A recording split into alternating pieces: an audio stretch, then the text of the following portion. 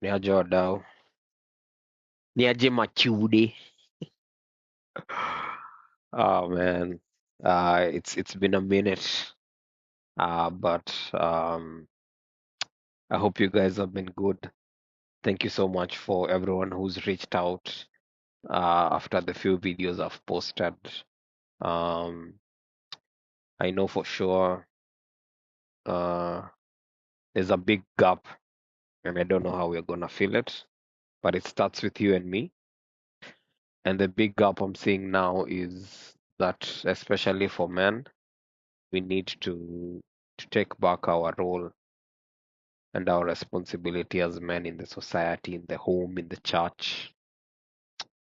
And most men are losing the fight because we don't even know we are in a fight, and that's what I want to talk about today. So I'm gonna start a new series. It's just a 4-part series.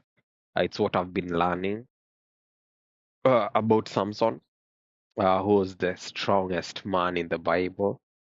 Yeah, doesn't every man want to be strong or seen as strong?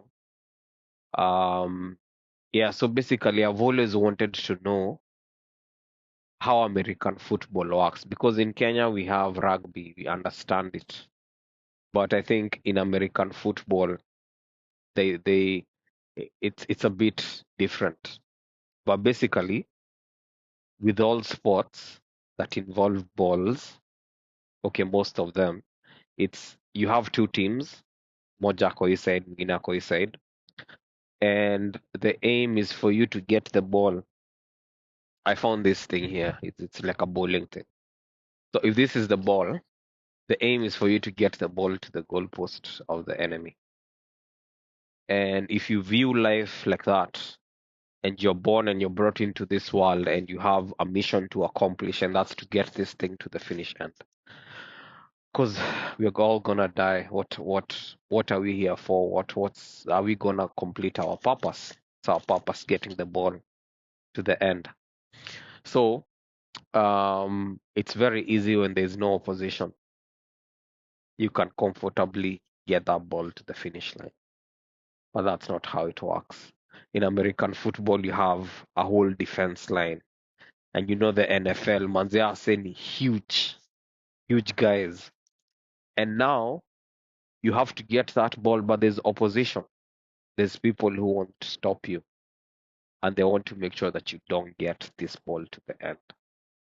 You know, so basically using that analogy, of any ball, any even football, normal football. It's for you to score the goal, and you're gonna have people who are gonna stop you, and the enemy also wants to do you dirty on the other side. And that's how life is. Um, Sometimes we ask ourselves, why is marriage hard? Why is life hard? Why is staying pure? Why is following God hard?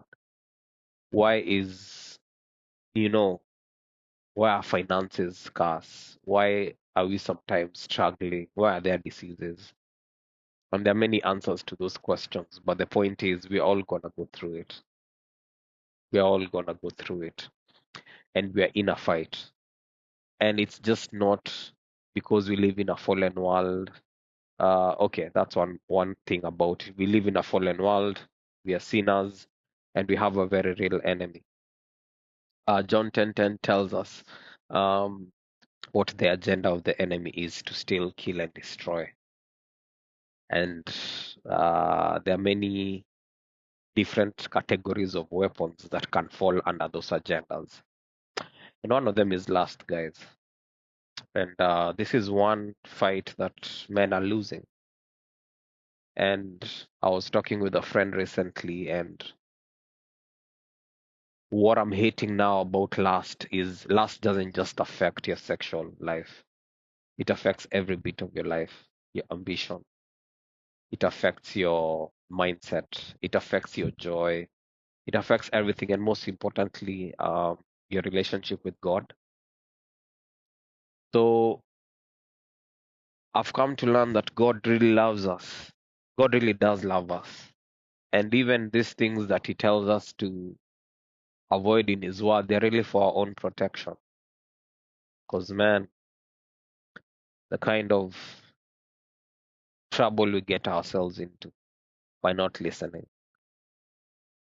And that's the life of Samson. He grew up with a purpose. He grew up blessed and ordained for great things, deliver the people of Israel. He was given very specific instructions, which we're going to study in the next episode, which I'll record. So I'll post it on time after a week after this. But when you're taking this ball to the other side, you're going to encounter opposition. First Peter 5:8, 9:8. Talks about the devil is like a roaring lion. And kuna say there are many people in the internet who unfortunately don't believe, but life is very spiritual. Our choices are very involved, but there's a very real enemy out there.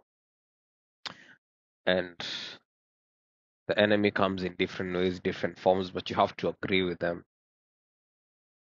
for you not to be successful in what you're doing. And for Samson, it was lust. You see, when you're taking this ball to the other side, you have a team with you. And as men, we haven't been using the team that we have. We isolate, we don't talk about our problems, we struggle with secret addictions, um, and then we are nothing we can do. You see in American football, if you're the quarterback, which is the guy who is throwing the thing, you have a bunch of guys who protect the defense who are coming at you and they block those guys. And I guess that's the purpose of the church, guys. And I've had my own fair share of ups and downs with church, still struggling to find one. Um, but it's all been my fault, I can say that. But the thing is, we need to come together, we need to help each other. Because we unpack the life of Samson, the mistakes that he made. We want to learn from those mistakes. What hindered him from getting to where he wanted to go? And how as men can we, even as women, look, we have sons, we have daughters, we have brothers, we have fathers. How can we help? How can we help us get back on our feet in this over sexualized world? So the enemy we're talking about is lust. The person you're studying is Samson. And as you can see, I'm in a very cool spot. It's sunny. So we don't get to air like this often and enjoy the sun. Yeah. So welcome again. See you in the next one. Yeah. And yeah, looking forward to it. It's gonna be very short episodes, but I learned a lot. And I'm hoping to share that with you guys. All right, cheers. Choose life, choose Jesus. Bye.